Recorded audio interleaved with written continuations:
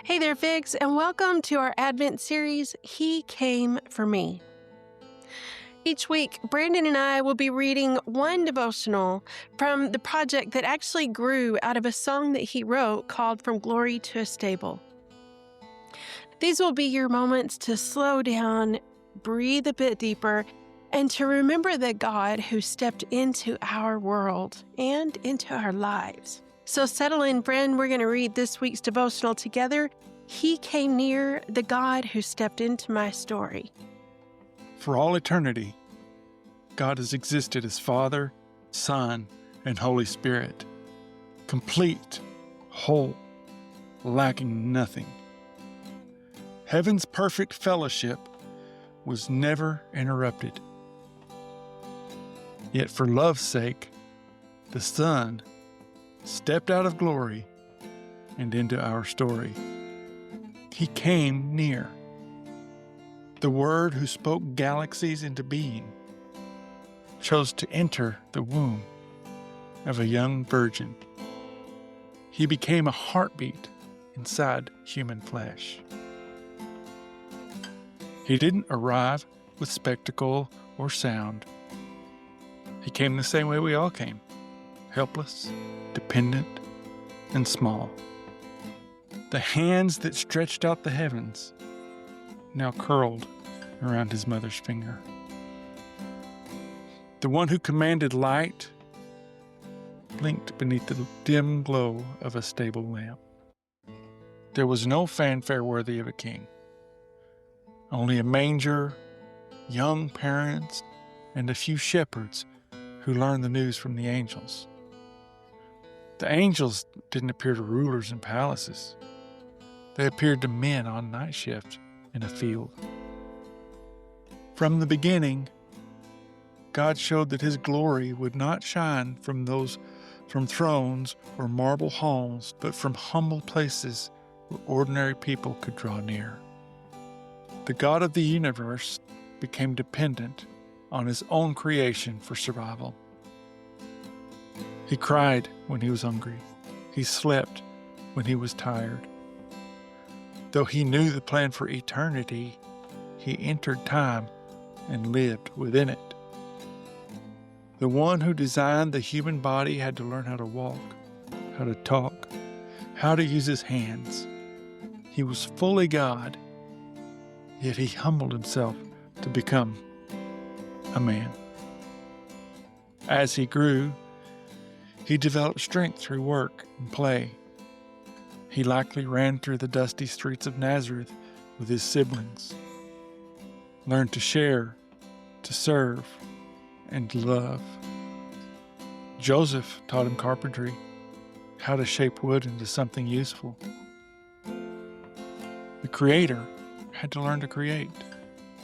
The Almighty had to learn customer service.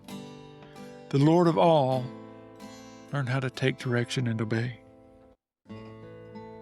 Every stage of His growing up was humility in motion. As the oldest son, He helped care for His family and support their livelihood. The one who owned the cattle on 1,000 hills worked with calloused hands to feed His household. The same hands that would one day bear the nails first bore the marks of daily labor. When He was 12, He stayed behind in the temple, astounding the teachers with His wisdom. He knew who He was and what He had come to do. But when His mother came for Him, He went home and submitted to her. The author of wisdom obeyed the one He Himself had formed in the womb. He waited until the Father said, "Now." When that moment came, He went to the Jordan to be baptized by John. John hesitated, knowing Jesus needed no cleansing. But Jesus insisted. He stood in the water for us, a sinless one identified with sinners, so that we could one day identify with Him. In heaven, He was omnipotent, all-powerful.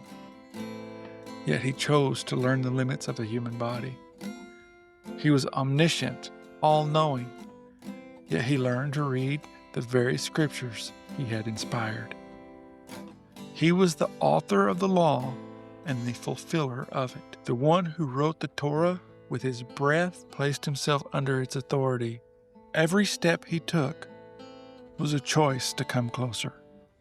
From heaven's radiance to earth's shadows, from eternal majesty to mortal weakness. The infinite became infant. The Creator became creation. Why would he do it? Because love always moves toward. Because the only way to save us was to become one of us. He came near, not out of obligation, but out of desire. He longed for relationship, for restoration, for redemption. He came to show us the heart of God, not distant, not unreachable. He came to show us what love looks like when it bends low. If every person who ever lived were gathered in one place, and only one of them needed saving, he still would have come. That's how personal his love is. That's how far he was willing to go.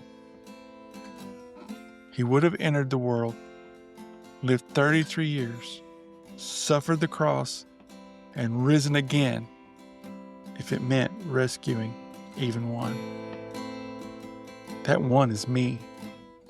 That one is you. Paul captured it this way. In your relationships with one another, have the same mindset as Christ Jesus, who being in very nature God, did not consider equality with God something to be used for his own advantage. Rather, he made himself nothing by taking the very nature of a servant, being made in human likeness, and being found in appearance as a man. He humbled himself by becoming obedient to death, even death on a cross. Philippians 2:5-8. The story of the manger points directly to the cross.